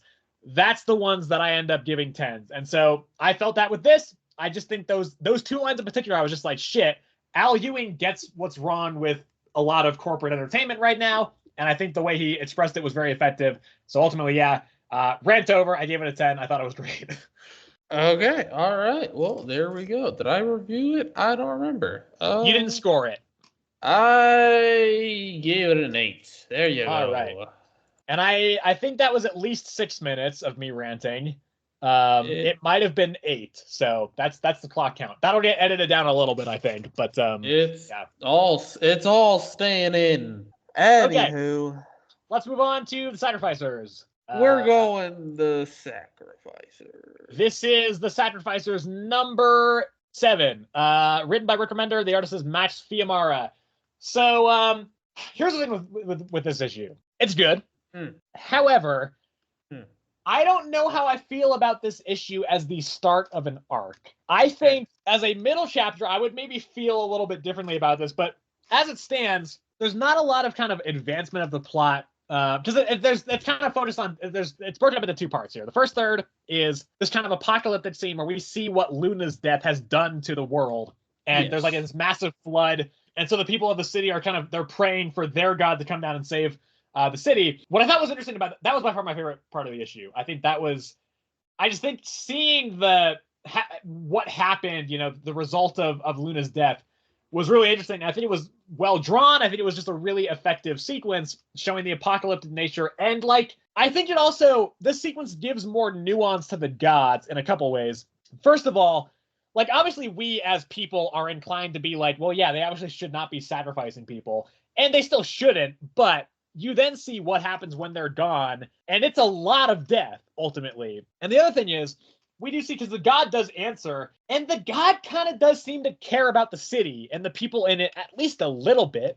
There's a point where he's kind of like, you're not gonna destroy this city. Like, these people are my people, they're under my protection. I will not let you do this. And I felt some genuine, actual emotion, and he did kind of care for the people at least a little bit. And so I think that sequence does a really good job of just adding in some nuance to the whole god sequence. Just before that, they'd been you got a little bit in their interactions, but they were pretty much haha, we are killing all these people and we love it and we're going to live forever. I think this was a really good idea to show the kind of other side of that and the nuance that doesn't just in some of these gods. Because really before that, we kind of only seen like Luna as the POV god character, and she was kind of like the only okay one. I do think it's interesting to see kind of a more nuanced side to these characters. I think that's good. Second part is these last 2/3 of the issue where Soluna, the princess, is on the run from the tower that they all kind of escaped from. There's these big hounds, and she's kind of trying to escape the swamp, and she does end up ultimately doing it, but then at the very end, she gets kind of dragged back off the cliff and falls off the cliff. It's another thing where it looks like to her death. Probably not. I think this felt like a less realistic, like this felt like it was less a natural death sequence than the last one, which is kind of weird, is that it should be the opposite, because like in the real world, right, like if you and I fell off that cliff, we'd die in a heartbeat. But like because like we don't obviously know the rules of this universe, so it just kind of seems more realistic that she would die from getting her, you know, her god's blood essence drained than just an absolutely fatal fall. But that's kind of the rest of the issue. And I think what made this feel less consequential is because most of that sequence is spent with narration, which is from a conversation that is in the past between Luna and Soluna. Mm-hmm. And I think because of that, it kind of splits your attention between the present and the past stuff. And I think in this instance, it kind of makes it so that the immersion's a little bit broken in both. I did not feel the intensity of the Soluna being chased in the swamp because I think because of that narration. And I think because of that, because it didn't feel, you know, all that immersive in that sense. I found this as a first issue of a new story arc. I don't know if it really succeeds. I like it. And I think as a middle chapter, I think it'll be great. But I think, right, and I know this is all kind of one story anyway, but it is kind of being advertised as a new arc. And I think for a new arc to be effective, it should either kind of reframe previous events to shift the direction in a new way, right? Or if it's in like a big 2 comic, then just to, you know, do a new fire up a new story just in general, or just to continue on the previous arc in a way that builds off it meaningfully and kind of sets new trajectories for the next kind of couple issues. And I don't think this issue really did that. So from that perspective, I don't think it is super successful as a first issue of a new arc, but I think as just its own thing, I think it's still a very, you know, it's a good series, and I think this issue is good. But I do think as the first issue back, especially after a kind of a long gap period, it just didn't really, I don't think it really built momentum all that much. Okay. So I see your points, right? And I'll raise you in that you're wrong. Okay. So this no, it's I enjoyed this one. Because I don't know what it is about it. I think they just Rick Remender, he's just doing such a good job with like the cliffhanger in this one isn't that, like, this one feels less like a death thing, but just her heart, like the way he's like writing Soluna and like what she's going through right now, I feel like it's just super impactful to the reader, right? Because at first you know, she's written as if she's gonna be like this huge big main character, which, you know, she is like a big part of the story, and she, like, I would consider her like a main character. Yeah. But you expected her to be like this huge force of just like not destruction, but like that like causes things to change, right? And so for her in the, I think it was issue 5. Yep, that's the one where she first fake out died. Yeah. Yeah. For her, that at the end of that one, for her to just like get her godhood like sucked out of her and just like become just like this shriveled, like, I'm just gonna say like mortal essentially, because that's what I'm assuming. Yeah.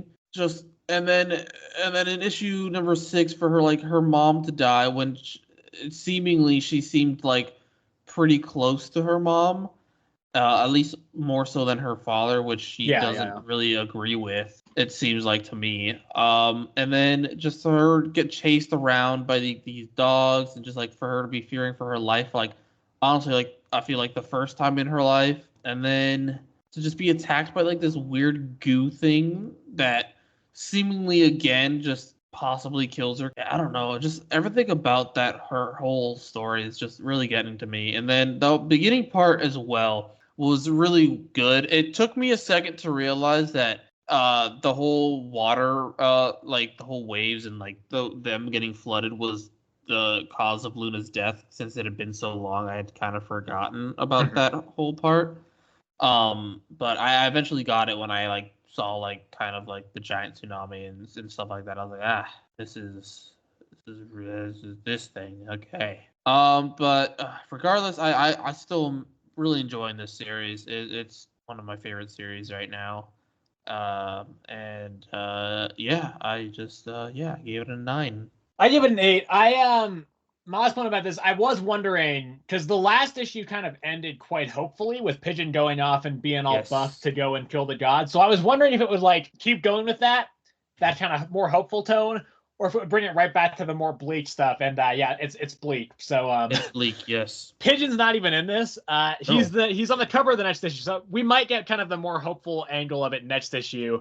But I also wouldn't be surprised if they're like, yeah, Pigeon's fucking dead too. Let's just make everybody think he's dead too. So they're not gonna kill him, but I wouldn't be surprised if they tried to like cliffhanger fake out kill him again.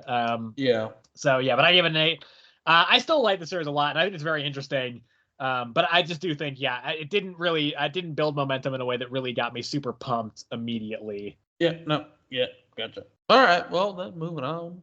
All right, let's see here. Which one we want to go for first? Yeah, I honestly have the least to say about honestly probably about all of them, but we'll go start with Geiger. Okay, I don't know. You don't know if we should start with Geiger. Okay. No, we should start with Geiger. I don't know how I feel about this. It's written by Jeff Johns. The art is by Gary Frank. So I have read Geiger Volume 1. Sebastian is not. No. I do think this does a good job of just being like, don't worry about it. You'll catch up. I don't know. It's fine. Yeah. It's good enough. I like the Geiger design a lot. Yes. And he has I kind of like the conversation he has with the Night dude. I don't remember if they name him beyond that, but yeah, that Night guy that he kind of teams up with. They have a conversation about like why the Night dude wants to like team up with Geiger, and he's essentially like, well, Geiger is like the one positive thing in this world right now, and I want to help just be a part of that and make the world less shit. I think that worked well enough. I think the action is okay. There's some good art in here, but it does kind of have some kind of cliche Western vibes in a way that it's not all that unique or creative. It's okay, but yeah, I don't think I have much to say on this at all. Actually, I thought I would have more, but I don't really. I am interested in the kind of the inverse Geiger, because there is they kind of reveal towards the end that there's another glowing person out there, or there was, but they might have been able to heal themselves, I think is what it was. Yeah, that's what the Night thing was trying to tell Geiger. Yeah. Like, I want to help you find this other glowing person because they apparently have cured themselves of the glowingness. Yeah. So that was kind of interesting. I'm curious to see what that's all about. But beyond that, this was kind of just, I think, to just get people who read the first volume reacquainted with Geiger, and to just kind of get people who have not read it kind of a good little kind of just a little bit of a bite size, like, hey, this is Geiger, just introduce him real quick, and then they can kind of kick the story off. But yeah, I just don't know. I think this is my least favorite of the unnamed books, or of the Ghost Machine books of this week. Not that I think it's terrible or even bad, but I don't know. I didn't connect with this. I didn't click with this one quite as much as the other two. No, yeah, I mean, this one was very story heavy. I think, right? Because, at some point I thought at the beginning, I thought we'd get an action sequence, like kind of showing Geiger a bit. Yeah. We didn't. It just like skipped over that, and we just saw the aftermath of it. We did get one about halfway through. Yeah. Yeah, we did get one action sequence where it was. I assume it was like the army. I don't know exactly, because considering I don't know. Yeah. The whole. The army is still active. NORAD is active, and then there's also a group of people living in Las Vegas who have kind of formed like a fucking monarchy as well. But the king of that got killed by Geiger in the last run. So. Gotcha. I think they mentioned that in this one. If I remember correctly, yeah. So yeah, we did get one act. Yeah, we did get one act. It was some sort of military. It seemed at least they had tanks, I think. And yeah, it's pretty kind of gruesome. I mean, them like melting rods really do, Yeah. they do a number. And I don't know exactly how his powers work. I'll be honest. Okay, I'll let you know. I do know this. Okay. So the rods are essentially to keep his radioactivity in check. Just essentially what happened was there was like a bunch of nuclear bombs that were going off. He put his family in a bunker, but some guys from some neighbors were like, we're taking that bunker, and he's like, no. So he held them off. His family was able to get in the bunker. Bomb dropped essentially pretty much on him. He got very radioactive and everything. And so the rods keep his radioactivity in check. So if they are sheathed on his back, he will be normal to reek. And then as soon as he unsheathes them and holds them, just pulls them out, then he becomes like Geiger, like radioactive Geiger. And if he has the rods out for too long, his radioactive power will kind of overwhelm him, and he'll basically explode. Is kind of what is what's going on there. Well, okay. So yeah, so he's super radio. I mean, I figured he was just super radioactive, and Pretty much, yeah. I figured it was something to do with the rods, because I kind of did notice that whenever he had them on his back, he'd be fine, and then whenever they were out, he was just Geiger. I didn't know if there was he could just switch it on and off mentally, or if it was literally based off the rods. So it's literally based off the rods. Yeah. So, I mean, I don't know why this military is the military that was in this one the people that from the Los Angeles or Las Vegas. I don't Las think Vegas? so. They're all the night was from Las Vegas, but all those guys were wearing night suits and everything. Gotcha. From Vegas, so probably not. Okay. Gotcha. Granted, I don't know what's happened since the king died, so maybe they just restructured, but I'm not sure. Yeah. I mean, I don't. So maybe they just want to kill. I don't know why this military wants to kill Geiger then. But yeah, I mean, favorite character was the two-headed wolf dog thing. Yep. So yeah. Otherwise, other than that, it was kind of alright. It was a little slow for me. Kind of a little uninteresting. I can really give her I can really take it or leave it in a lot of this a lot of parts on this issue. But yeah, I don't know. I think I'd probably give it. Man, this is tough. Here. I'm gonna give it a 6. I think I'm also gonna give it a 6. I had it at a 7 initially, but I'm gonna drop give it a 6. Yeah, that feels good. A 6. I don't know how long I'm gonna stay with this. Yeah. Part of me wants to just read it all, because I have that just when there's a connected universe like this, I'm like, read it all. It's small. It's small. Read it all. But I do think this is not the Ultimate Universe or the Energon universe where I feel like I really have to do that. And to be fair, those are mostly very good so far. But I don't know. I can see myself potentially dropping some of these Ghost Machine books if I end up not liking them. I don't know if I'm a big fan of Jeff Johns' writing style. And it's nothing particularly wrong with it, I don't think. It just, for whatever reason, I just don't click with it. I didn't love Geiger Volume 1. I thought it was okay. I liked Junkyard Joe quite a bit, but even then, it wasn't I didn't think it was amazing. So, I don't know. I think I might just not be the biggest Jeff Johns fan. Yeah. Anyway, though, let's do Redcoat. This is the other one. This one is connected to Geiger. Also written by Jeff Johns. The artist is Brian Hitch. I was not really excited for this one. Yes. I gotta say though, I didn't mind this actually. I thought this was kind of fun.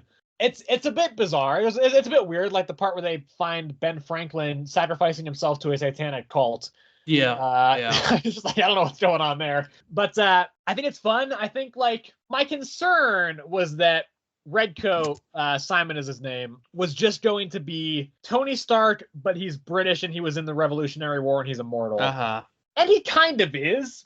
But I thought it was kind of fun. I think so it's kind of just showing his origin. There's not a lot of plot in this issue. It's just his origin a little bit, and then we kind of see just kind of what his life is like. Just kind of always being chased by people who he owes money. There's a really fun sequence I think where some guy busts into a bar, a saloon. I guess is probably more accurate.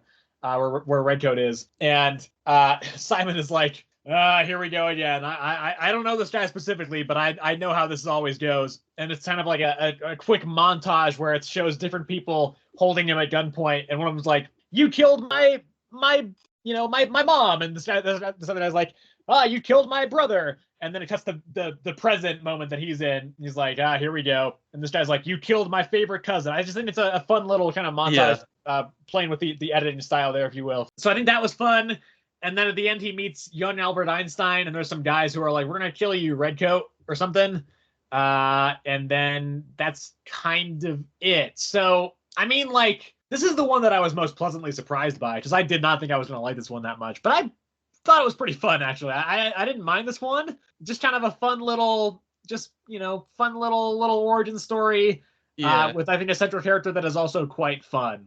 Yeah. I mean, I was kind of like you. This one I was looking forward to the least of them all, I'd definitely say. But I was pleasantly surprised by it because it flowed well, in my opinion. It was definitely an origin story, because this is an entirely new character, so they were establishing exactly who he is, how he works, like basically his whole character. And it's kind of like what you said. It definitely feels like not exactly like a Tony Stark, but it's like something similar-ish. Yeah, if Tony lived during the Revolutionary War, this would be who he is. I would definitely feel it. Like if he didn't have money, definitely. Yeah. Yeah. So at first we get the past, like way in the past, and then we see him how he basically becomes immortal, which is through the satanic ritual that was supposed to go to Ben Franklin, but he fell down and essentially got chosen instead.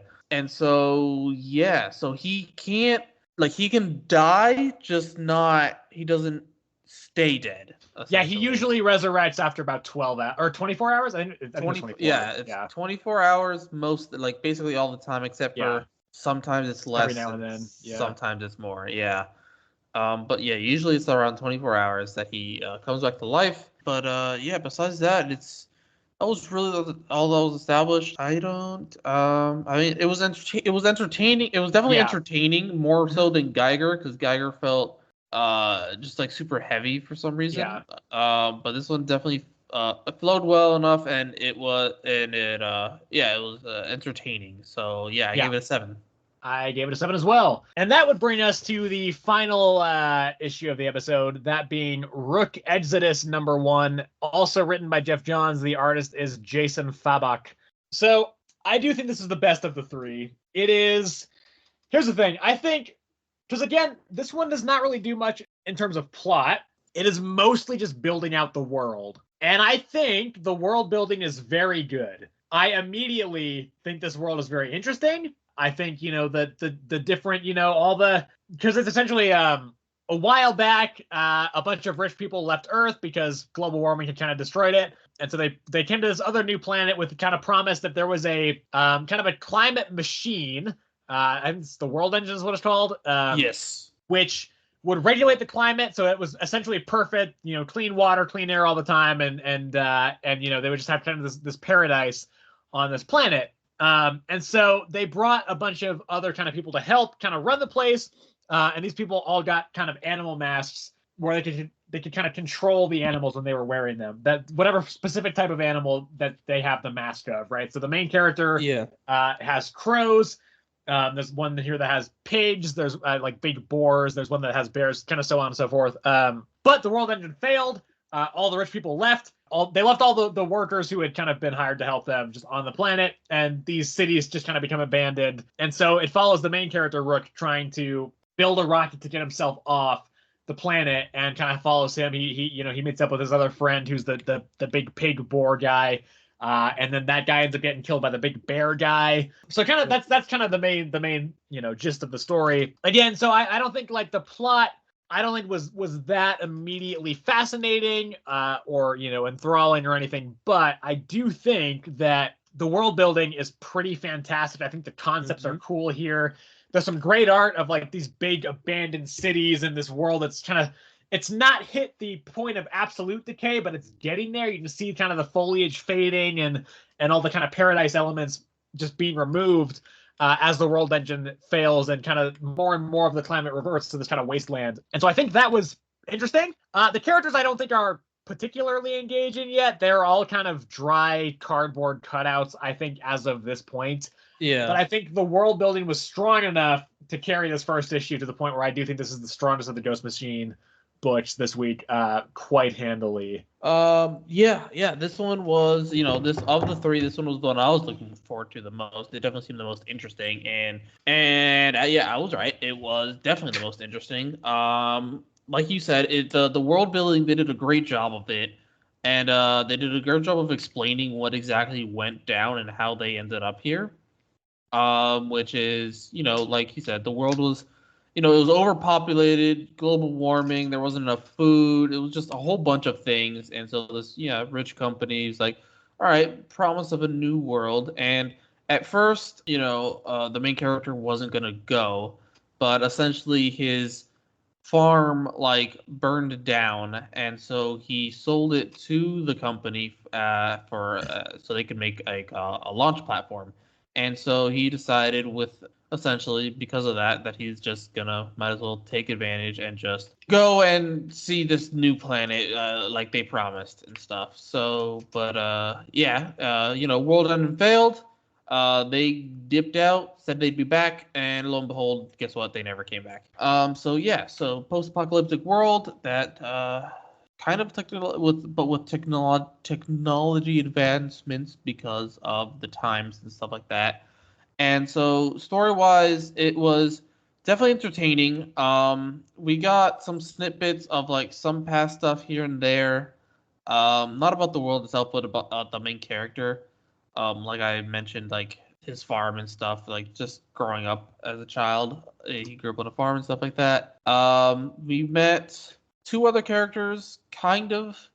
We met one who was his name was Swine, and he controls pigs. And then we met the bear warden at the very end, who seems to be a bad guy, but we gotta wait and see on that one. But overall, I think this one's really interesting so far. I'm excited to see what else they do with their world, just the world building in general, and how many other characters they plan on introducing. Because I know for a fact right now we have these, and then we're also going to see the wolf eventually. But I saw that was because she was in the Ghost Machine one, so I know for a fact she's coming in at some point. Excited to see where this one leads. I gave it an 8. I gave it an 8 as well. And that will do it for this episode. That'll wrap up as this episode 40 of Earth's Mightiest Comics. Thank you, as always, everybody, for watching or listening on whatever platform you may be doing so on. Next week, we're going to be talking about the main thing is the start of the next DC event, House of Brainiac. More of a crossover, I guess. It's kind of more self-contained to Action Comics and Superman, but there are going to be some tie-ins to some other stuff. There's a new issue of Fantastic Four. This one looks pretty interesting. I may end up reading this before the next episode. I do have kind of a lighter week, so I may be able to fit this one in. New issue of Green Lantern. This is a good series. Like it. It's good. Incredible Hulk. We'll see. It's the wrap-up of this kind of Frozen Charlotte arc. Nick Klein is back with the next issue after the one next week, so I'm looking forward to that. But this one, I'm not sure. This arc has been kind of just okay. Napalm Lullaby, I will read this one. I think if I don't like this one, though, I'm probably gonna drop it. New issue of Suicide Squad Dream Team. That first issue was not bad, actually, and this is leading up to Absolute Power. And then new issue of Ultimate X-Men. First one was pretty cool and unique, and then new issue of Transformers as well. Is there anything you would like to shout on yours? New issue of Batman and Robin. Well, as we said before, that will do it for this episode. Thank you again, everybody, for watching or listening on whatever platform you may be on. If you're on YouTube and you enjoyed this video, you can like the video, of course. You can also subscribe to the channel if you want to just kind of, see more of our videos. You can also hit the bell notification if you would like to be notified when those videos go up so that you do not miss any of them. You can also leave us a comment, letting us know what some of your favorite comics of the week were, some of the stuff you're looking forward to coming up. You can also let us know what you're thinking about comics, some of your favorite stuff, series, and everything. If you are listening over on Spotify as well, you can do that at our email address. That is earthsmightiestcomicspod@gmail.com. That is all one word. And then you can also follow the show over on Spotify as well to make sure you don't miss any episodes there. I have also been putting up polls on Spotify. So if you would like to vote in as well on what your favorite issue of the week is, you can do so over there as well. So yeah, thank you again, everybody, for once again listening to an episode here, or if this is your first episode, thank you for listening as well. Yeah, thanks again, and we will see you all in the next episode.